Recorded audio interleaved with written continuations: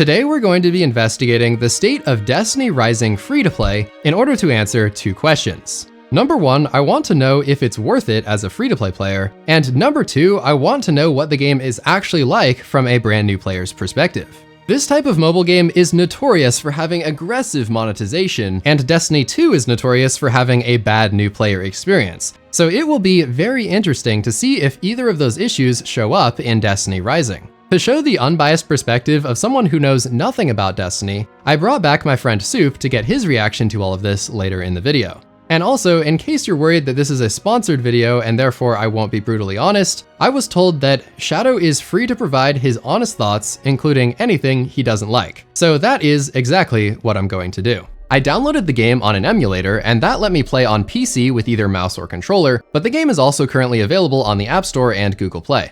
When I first loaded in using my brand new free-to-play account, we were already off to a better start than Destiny 2. D2 will bombard you with 12 irrelevant notifications within seconds of launching the game, and since this is a terrible experience in my opinion, I was pleasantly surprised to find literally 0 notifications of any kind. Instead, I got this intro cinematic that was voiced by the speaker, telling me the basic settings of the story.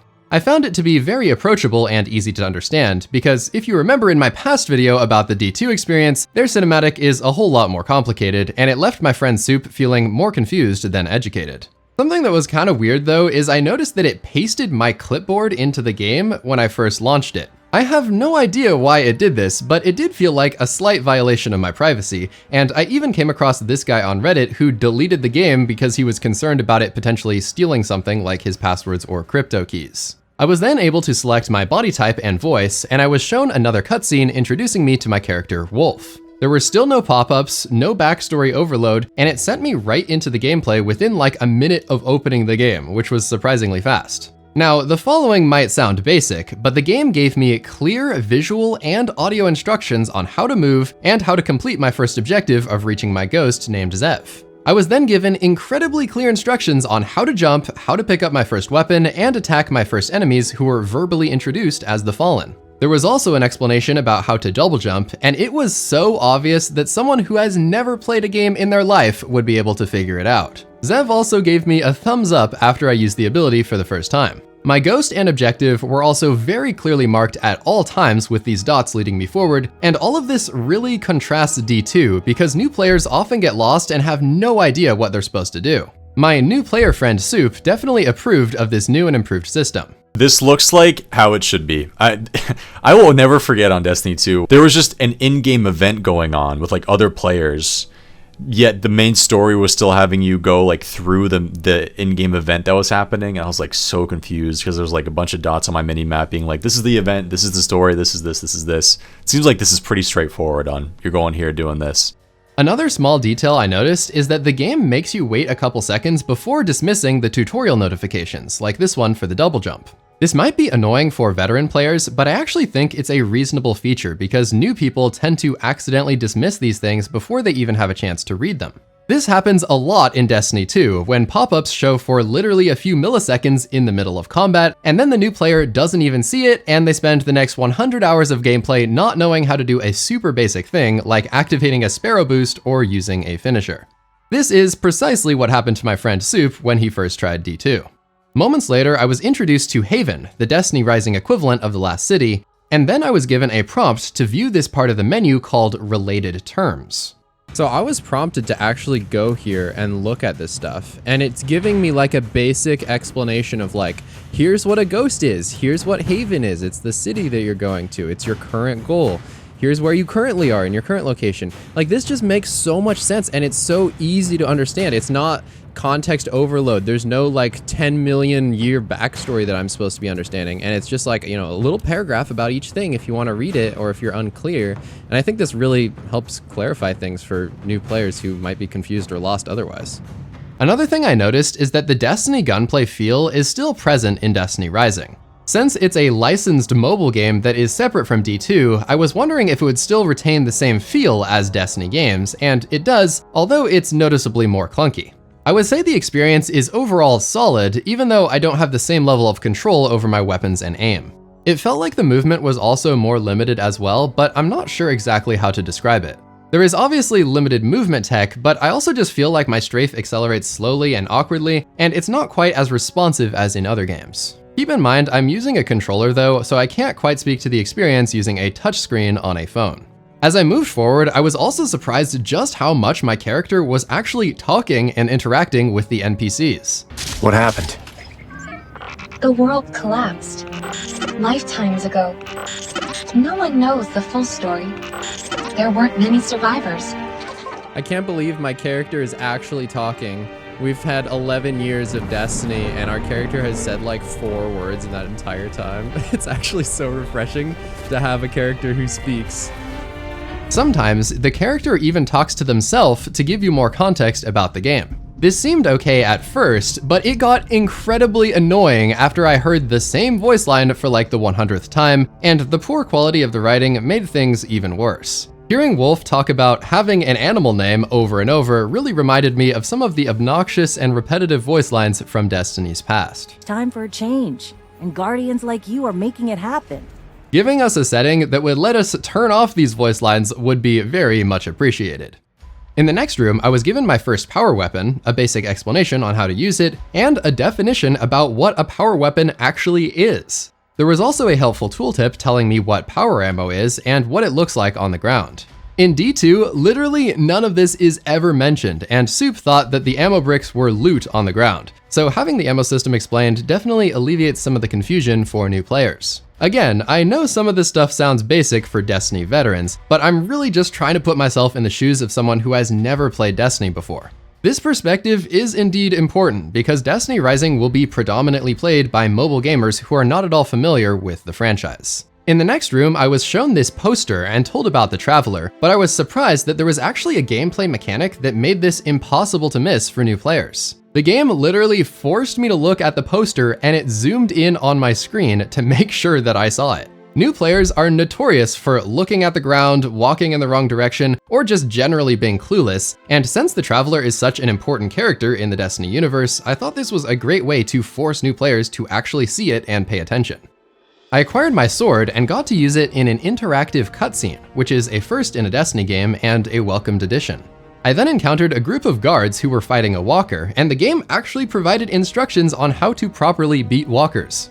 I liked how the guards actually voiced these during the gameplay, so it felt like they were actually giving me context in the story instead of just the game sending me a tutorial.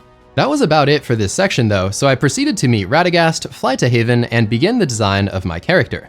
Getting some gameplay in before the lengthy character customization process just reduces barrier of entry for new players, so it seems like a solid strategy for starting out. During this process though, I ran into a lot of issues with the profanity filter. I was trying to name myself something basic like New Player Experience or Rising F2P, and I tried like 20 different variations of this name and all of them were somehow considered inappropriate.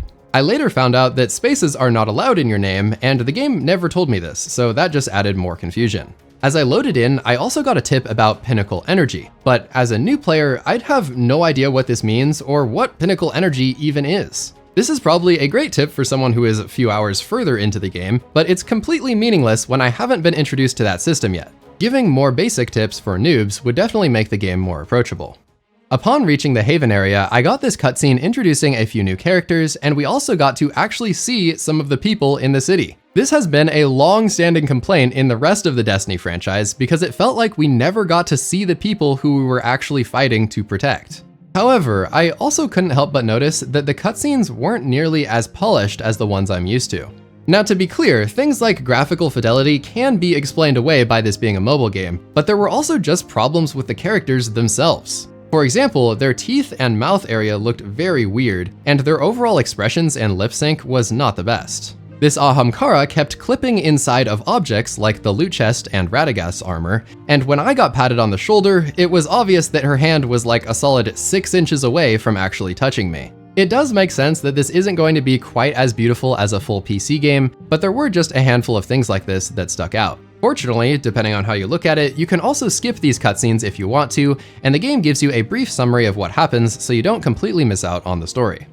After a few more interactions, I was given an improved weapon, and a great tutorial explaining how to access my inventory, equip my weapon, and change out its perks. It was very easy to follow and learn, so no complaints here. Next up, I encountered a game of soccer and immediately scored on my own goal. The game actually has an interface and graphical elements in place to make it an actual minigame, and this is a nice touch compared to D2, which has no interface whatsoever. While interacting with the NPCs, I was happy to discover that they all have real human voice actors in the current game. You can reach its remnant through the old city sewer system. Back in the alpha, basically everything was awful sounding AI-generated slop, but now everyone has real voices and they even feature some of the original voice actors from D2. I did see this viral tweet about a random minor NPC still using AI voice, but I think this is just accidental because he is not a main character.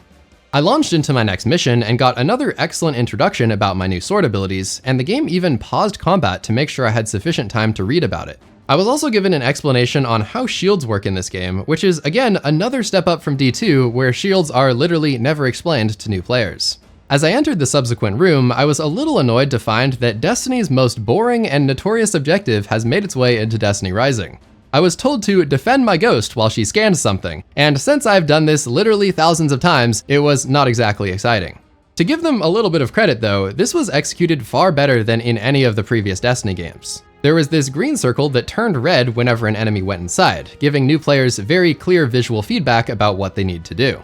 I was given my super and experienced my first boss fight, and this was about when I started to appreciate the user interface of this game. I had clearly marked buttons for each ability inside of my super, and everything else for that matter. This makes it very approachable for new players, because if you forget how to do something, you just look at the interface and it tells you what to do. Back in D2, when Soup unlocked his super, he literally never used the heavy attack a single time because the game never told him it existed, and also there was no user interface to help him out. After completing the quest, I was given a more extensive introduction to my menus, my weapons, and the quest log area. This was fairly intuitive and easy to understand, again contrasting D2 where they bombard you with like 15 quests and no direction about which one you should actually be doing. In this case, I was happy to see that my quests were marked with the word priority to help me know which ones to focus on. With that said though, the sheer number of different menus in this game is still very overwhelming. I do remember one of the critiques was just the confusion of the menus when I played and being like, so where do I go again for this? Where do I go for this? Doesn't look like that's changed. I'm seeing a lot of menus again. Oh boy, draw, store, inventory, rankings, battle pass, events. I mean, there's all these too. Oh man, it looks like you have to click through 4 different things to get to the thing you want, which is something I'm not a big fan of. I just like simplistic menus. Obviously, sometimes in a game it's easier said than done having a simple menu system, but oh boy, oh no, this is just so much. As I moved onward, I started to realize just how many cinematics there were in these first few missions. Now granted, this is not the super high budget stuff like we see in D2, but perhaps for some people, it's worth having more cinematics at the cost of having them be less polished and having scuffed looking animations. Overall, it felt like these moments helped make the story a lot more coherent than the D1 and D2 stories, which are infamous for being extremely contrived and confusing. After that mission, I was given an introduction to my first new character, Cabber, and I got to try out some of his Titan abilities. I was greeted with some easy explanations of said abilities, but at one point it did that thing where it forcibly moved my camera again, and this time it felt a little bit jarring. I liked that it pointed out the poster of the Traveler earlier in my gameplay, but this time it just forced me to do a complete 180 to look at some enemies, which I obviously would have turned around to see by myself. Anyway, this experience unlocked the new character, and I equipped him as instructed. Narratively, this became a little weird because just moments later I was reverted back to being Wolf in a cutscene, because I guess canonically you're always Wolf even when you're using a different character. This happened several more times as I continued playing, and there was never any explanation. Gacha players might be used to this sort of thing, but it can definitely get a bit confusing for people who are new to this type of genre. After this, it introduced me to the draw system, which is essentially the gacha gambling mechanic that unlocks the characters and loot in this game. It only had me do 1 draw at this time, so we will return to explore this in more depth later, because it's obviously very important to the free-to-play and new player experience. The next part of the menu that I encountered made me extremely optimistic about this game being truly approachable for newcomers. There is an entire tutorial menu called Training Ground where you can learn about basically every single game mechanic, including the basic stuff like a double jump or slightly more advanced stuff like how to counter different types of enemies. I've literally been begging Bungie to make something like this for years because of how unfriendly D2 is for beginners, and this is exactly what I was imagining. The training ground also has a complete section for testing out each new character like the one I just previously did for Cabber, allowing you to become familiar with them and test out their abilities in a controlled environment. I found it very convenient that you can simply access these straight from the menu. Funny enough, it seemed that a few other people were also enjoying the game right at that moment, as someone in my chat said, "This game is better than D2," and multiple others agreed. Rising had over 10 million pre-registrations and became the #1 game on the App Store for quite a while, so it's clear that people are enjoying it, at least so far. However, just moments after this positive experience, I was hit with something pretty disappointing.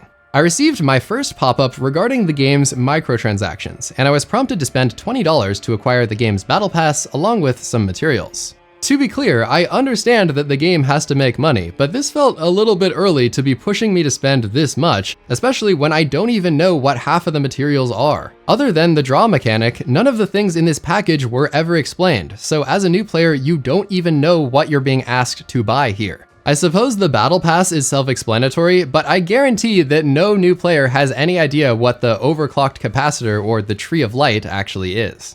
I did a strike, and it was over in about 5 minutes, making it much faster paced than earlier Destiny games. One thing that I began to really appreciate around this time is how the game effortlessly took me from one thing to the next. As soon as I would finish the activity, it would instantly show me a pop-up recommending what to do next and load me into that new gameplay location in literally 3 seconds. To draw another comparison, this is the exact opposite of D2, where the game just kinda drops you off into the vast universe with no sense of direction whatsoever. Overall, I'm glad that there is a lot of guidance here, and it definitely makes the experience much less overwhelming, because you basically just press proceed over and over, and you go through the campaign. I was then given my Sparrow, and surprise, surprise, I actually was instructed on how to use it. Famously, in Destiny 2, they never tell you how to use your Sparrow, and they don't even tell you to summon it until 5 hours after you acquire it. I will say the controls aren't quite as fluid on the Rising Sparrows though, and the zooming effect that happens when you boost is a little disorienting. I continued to be impressed by the sheer number of cinematics as I was introduced to Ikora, and these action shots felt much more polished even though stuff like the lip sync and the movement and the facial expressions were still pretty awful. I was given an introduction to her abilities using another one of those tutorials, but unfortunately the game forced me to cast my Nova Bomb directly into the wall. I will say that these forced tutorials felt pretty helpful at first, but once a player has a few hours of experience, they probably don't need their hand held quite so tightly. Obviously, introducing abilities is still a good idea for new players, but I started to get very annoyed that it was pausing the game, forcing me to look in certain areas, and forcing me to cast my super directly into a wall. The experienced player side of me was frustrated by this, and I wished that there was some sort of an option to disable this type of tutorial that stops my gameplay in its tracks every 10 seconds. Something I began to notice is that although the story was very easy to follow, it didn't feel particularly high stakes. I give it credit for being approachable, but it didn't feel like what I was doing really mattered that much compared to some of the previous campaigns in the franchise. Unfortunately, I also found myself zoning out during some of the cutscenes because the writing made things feel very inconsequential. Next, I did the Gwyn mission, which was easily my favorite so far. The action cutscenes here almost made me forget that I was playing a mobile game. Her dual-wielded weapons are something that we've been asking for since 2014, and her abilities are awesome. However, as a Destiny veteran, it started to feel very strange that each character was only limited to certain weapon types. Ikora can only use rockets and grenade launchers, and Gwyn can only use sidearms and shotguns. I understand that this is simply a result of the character style game design, but experienced Destiny players will probably find it limiting when they can't use their favorite weapons on their favorite characters. If you want to be using a certain type of weapon, you're locked to just a couple of characters, end of story. Also, only having 2 abilities and very basic talent trees makes me feel like build crafting will never be very extensive in this game. But to be fair, who knows, because everyone said the same thing about D2 when it launched with this awful system. I then experienced a sort of mixed PvP and PvE, in a mode that is essentially like Gambit from D2, but at least as a first impression, it seems a whole lot better. It had a very thorough tutorial, keeping with the standard of blowing D2's instruction out of the water. At the end, I received a cool MVP award. I then actually ended up using the Fireteam Finder, but it was so smooth that I barely even realized what I was doing. This is so much better. In Destiny, you have to spend like 400 years putting a Fireteam Finder creation with like 500 irrelevant tags, and you can't even customize it. And then in Destiny Rising, you literally click one button, it auto creates your fire team, it automatically finds people, and then it launches you. It's just so much better in every way.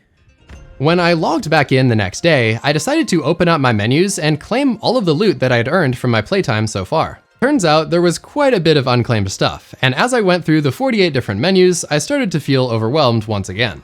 I mean, many of the menus are explained, which is great, but during the tutorial you don't really need to interact with many of these screens, and it's just kind of jarring how many sections there actually are. Although it's functional as is, I do think it could be simplified or condensed so that it's less intense. Learning how to navigate all of these screens you're seeing here is definitely a learning curve for new players. After playing for this long, I decided it was time to investigate the monetization system in this game, and people seem to care quite a bit about this topic. Aside from a few pop-ups here and there, the game hadn't been overly pushy about its microtransactions, but I was referred to the store page on a few occasions. Here you can find bundles, subscriptions, an upgraded battle pass, the silver shop, cosmetics, and a few things that just happen to be featured at the moment. I noticed I was getting a considerable discount on the main draw gambling mechanic as a new light, making the game a little bit more approachable.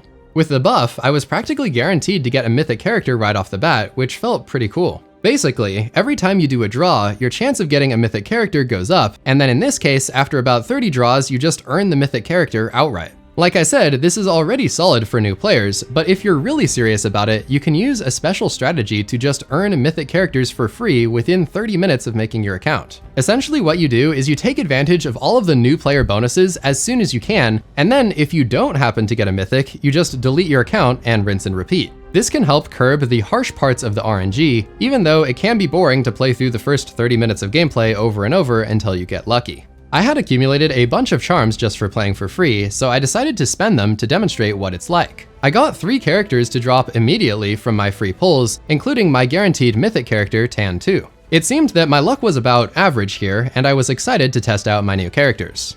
As for the monetization overall, it's undoubtedly a gacha game, and you can definitely spend your money to progress faster. With that said though, it's really the implementation of that system that matters most, and that determines whether the monetization is truly going to be an issue. Based on my experience so far and all of my research, this game can actually be played for free, and you can eventually get everything. Unlike in D2, it seems that almost nothing in Rising is locked behind a paywall. D2 doesn't let you get most of the good weapons or even the subclasses without buying the expansions, but in Rising you can get every weapon, every character, and participate in all of these activities. You might need a lot of time and a little luck to get an actually good free-to-play account, but it's definitely possible.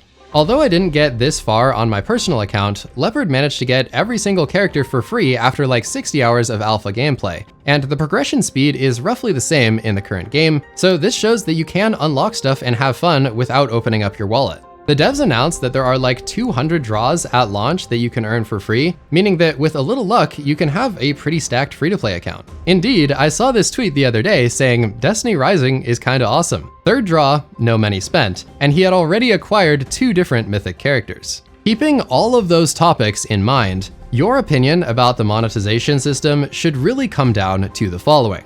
Do you care if someone else is powerful in a PvE game because they spent $10,000? If the answer is yes, well, then this might not be the game for you. Otherwise though, you should probably be fine with how this system works. You can spend a little money here and there if you want to progress faster, or you can just stay completely free to play and you will just have to accept that you'll be pretty slow. It seemed that Soup mostly agreed with this sentiment. If the game gives you a good balance of, I mean, there's always going to be whales who want to spend the money and just get it all over with right at the start, but if they give you an avenue to play without spending any money and you can still progress like at a reasonable pace and have a good time doing it, then hey, fair enough. Like that's just kind of like the industry these days, I guess, right? That's just kind of how it needs to be. So even though it may be the industry norm, I honestly prefer basically any other monetization structure over this one. I would much rather pay for an experience up front instead of having thousands of microtransactions and gambling options within the game. And also, to give you a little sneak peek into the future, there absolutely will be situations where paid players have new, overpowered characters before the free players can get them. It might kinda suck to grind for weeks and still not have the new character while you watch everyone else who spent $100 run around having the character from day one. It's also possible that the monetization might change very fast in the future and become more unreasonable. It seems generous right now, but who knows how it might change. Obviously, I haven't played the game for 1,000 hours yet either, so there you go, that's my disclaimer. In addition to my free account, I was also given access to an account with 100,000 silver and 100,000 leaves, so I definitely got to find out what it's like to be a complete whale in this game as well.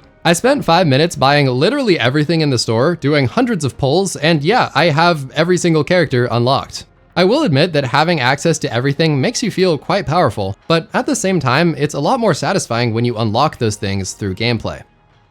Next up, I thought it would be a good idea to investigate the settings menu, and I was immediately blown away. This is a mobile game, and I counted over 100 different settings options. Notably, you can do things like adjust your aim assist level, change your UI layout, and you can even change your sniper settings depending on what activity you're doing. The controller settings are far more advanced than even D2, coming complete with dead zones, magnetism adjustments, and custom changes to the curvature and acceleration of each stick. You can finally change the speed of the controller cursor when in the menu, which was insultingly slow in previous Destiny games. Another one of my favorite settings is that you can adjust the size and opacity of the damage numbers, making it so that they don't completely hide the enemy that you're trying to hit.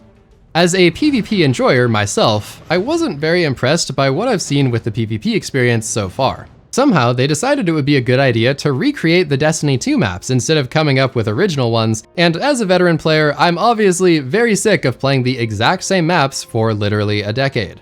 I feel the same way about seeing copy-pasted exotics in this game because they feel very boring, but that's beside the point. The third-person experience makes PvP combat laughable for obvious reasons, and I even found this absurd advertisement that shows off just how bad it really is. The ad has goofy music and cat memes, while the gameplay involves abusing the third-person camera to sneak up on people from behind. This is not exactly riveting gameplay. On the plus side, the mode does have this modifier that just makes everyone level 1, and thus avoids a lot of the pay-to-win issues where someone just buys their way to victory. The game also has dedicated servers, which is very cool, but I don't think that this is going to be exactly the recipe for a stellar PvP experience.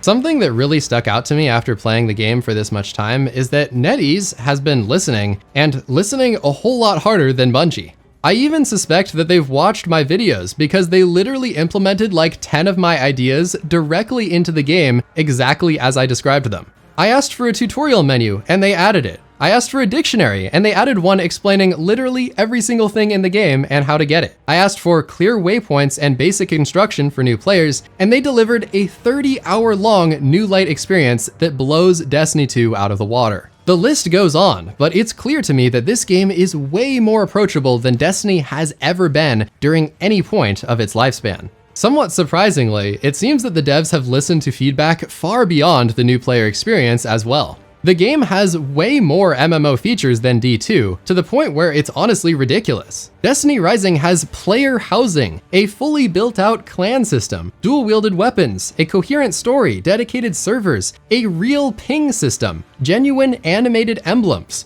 Fireteam Finder, Sparrow Racing League, and a PvEvP mode that is better than Gambit. There are even mega basic quality of life changes like dismantling more than one thing at a time, and it just makes the game feel like it has so many things that Destiny should have had years ago. Something that shocked me is that every single weapon has its own perk pool actually displayed in the game. Gone are the days of spending hours on third-party websites just to discover what roles each weapon can actually get. During my playtime, I did not Google a single thing. Whereas new players in D2 can't go for more than 10 minutes without tabbing out because nothing is explained.